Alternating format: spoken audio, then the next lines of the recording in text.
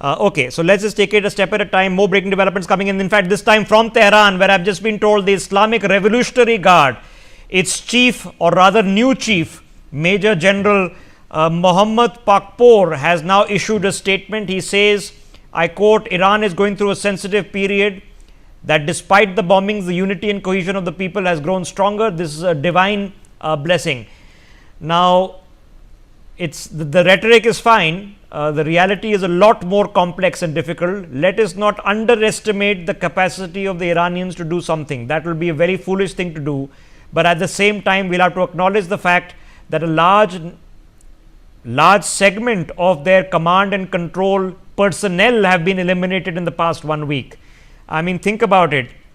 The commander-in-chief of the Iranian Republican Guard, Hossein Salami, Mohammad Bagheri, the chief of the Iranian Armed Forces, who was chief of staff, he's gone. The Iranian Revolutionary Guard's commander of the Air Force has been killed. The deputy head of intelligence has been killed. The deputy head of operations has been killed. The deputy head of the Iranian Revolutionary Guard, Mohammad Hassan Muhaqiq, has been killed. The head of intelligence of the Revolutionary Guard, Mohammad Kazemi, has been killed. The deputy intelligence head of the aerospace, which is the Air Force, has been killed. The commander of the Quds Force Palestine Corps has been killed. The commander of the Air Defense Force has been killed. I mean, they took them all out, and 125 aircraft were operating in Iranian airspace for 90 minutes, 30 minutes ingress, 30-minute operation, 30 minutes egress. 125 aircraft were operating without any challenge. That does not bode well militarily. Okay, that's the reality. Now, whether that changes things, impacts things, it's an open conversation. Let's open this up. Vibhuti Jha has been very patiently listening in. Vibhuti ji, now obviously there are very complicated military and strategic matters going on, but on an overall picture, is this the mess we wanted to be in? That we thought we were coming to an end in Gaza, but that hasn't happened. We were told that Ukraine will, as soon as the Trump presidency starts, Ukraine will come to a grinding halt. That hasn't happened either. We've seen Pakistan doing terror strikes into India and causing Indian retaliation. We have now seen a very dramatic hit, and Iran is a sovereign country, whether we like it or not, or the Americans like it or not.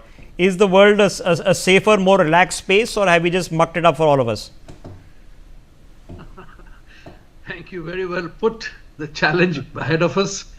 Look, I'm not going to comment upon what is actually happening, because the news is still unraveling. Correct. It is right now, it is he said, she said kind of a scenario. So let's wait for that. But there's one point which is very critical. What is the impact and implication of what has actually happened? The impact and implication is very simple. You said it very correctly. There's a sovereign nation called Iran, and its right to exist. Here is a very important question, and that is, I'm saying this as an Indian American living in New York, as a Hindu, as a national of all the entire world. This is a crisis which has religious overtones to it, written all over it. It is the 21st century version of jihad and crusade clashing again, for one reason or the other. The victims in this entire war are the poor Indians, Hindus, and Israelis and Jews. Neither of these countries are at war with either Christianity or Islam. But those two people find us as a problem. This is a very important point for the rest of the world to get up to. This is critical to know that.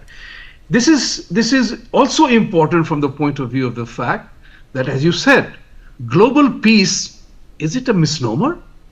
Because the world has been at war at any point in time for one reason or the other. Now, BlackRock recently floated an ETF for defense companies. Guess who is making money out of that? Democracy is on trial.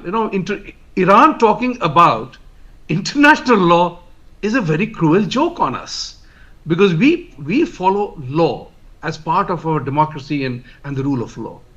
Do they follow any element of rule of law? No, they don't. It's always a question of convenience. So in my shows and in my conversations, I have said that these people have configured it very smartly. Give the devil his due. Very smartly, they have configured that the freedoms can be used as the fault line of democracy. Freedom for me, not for thee. This is a very tricky area that is operating on. And that is the reason why the conflagration of tension is happening everywhere. Whether it was in New York, my home, my city, or my state, or anywhere in the United States, you are looking But at... Vibhuti, there's an irony here, right? Because as you Yes, it speak, is. yeah, 3 days ago, the now Field Marshal of the Pakistani Army was sitting and having lunch in the White House as an honored guest. Here is a very important point. I was talking in conversation with former Foreign Secretary Mr. Kanwal Sibal, and I characterized Pakistan as the courtesan of the West and America. You know why I said that? Because the Defense Minister of Pakistan went on his own TV and confessed that they have been doing the dirty job of Western America for as many years. As a result of which, the courtesan always has encashed one of her chips in relation to America.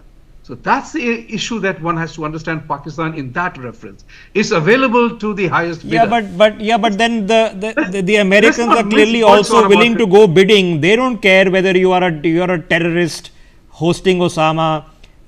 They don't care what happened in Libya, Iraq. They went in. There were no WMDs, and at the bottom line, Iraq became the genesis of ISIS. So look at things. In Libya, Gaddafi is gone, but is Libya doing okay? I don't know. Iraq doing okay? I don't know.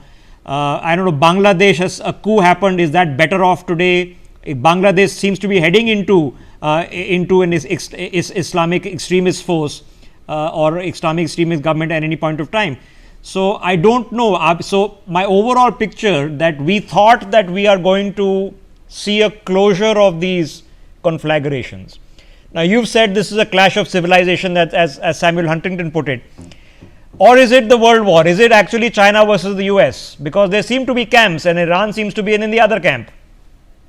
You are absolutely right, Mr. Gulati. You have said it correctly, because this is not the war, this is not the era of conventional war anymore. It's a question going to be tactical and strategic war. People were talking about, I was on another TV channel and say, what will Iran do? And I said that Iranians and other people have configured that the democracies are remarkably vulnerable because of their own rules and regulations. India, West, America, everybody else is vulnerable to the terrorist attacks that can happen in our malls, to disrupt our bridges, and to basically live a tormented life, because those people are quite capable of doing so. A Pakistani friend told me soon after 9/11, that none of the Islamic countries has the ability or the strength or the capability to fight a conventional war against any non-Islamic country. But we can cause terror. We can indulge in terrorist activities, which is what we are seeing happening on the streets of democratic countries. This is going on rampantly, and that's what is the challenge which the rest of the world faces. Yeah, but wouldn't that be nicer if we have been taking on terrorism? You can argue that there are state sponsors of terrorism, and if we argue that Pakistan is one of them, the Americans and Israelis can easily argue that Iran was the other one, and perhaps even more infamous. So you can argue whether this fixes things. I don't know, because it didn't fix it in Iraq, it didn't fix it in Afghanistan, it didn't fix it in Libya, it didn't fix it in Egypt. It's probably making it worse in Bangladesh. So I don't know. Is there a quick fix for this? I don't know.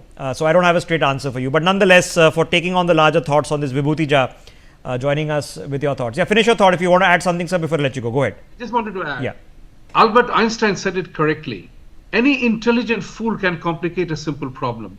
It takes courage to move in the other direction.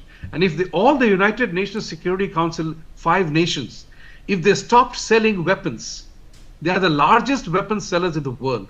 If they stopped selling weapons to all the terrorist organizations, there may be much less war. So you are right about that. I totally agree with you that the peace is a precursor to war, and war is also a precursor to peace. Well, that's a challenge. I think trying to go against the historical curve of humanity is difficult, but As another great American said, Martin Luther King Jr., the arc of history is long, but it bends towards justice. So it can happen. We have to think that we can outdo our entire civilizational history, which is one war of the other. You know, we say Alexander the Great, but if you want to know what Alexander did in Persepolis and other places, you would reconsider that cognomen. For more such videos, subscribe to the NewsX YouTube channel, hit the bell icon.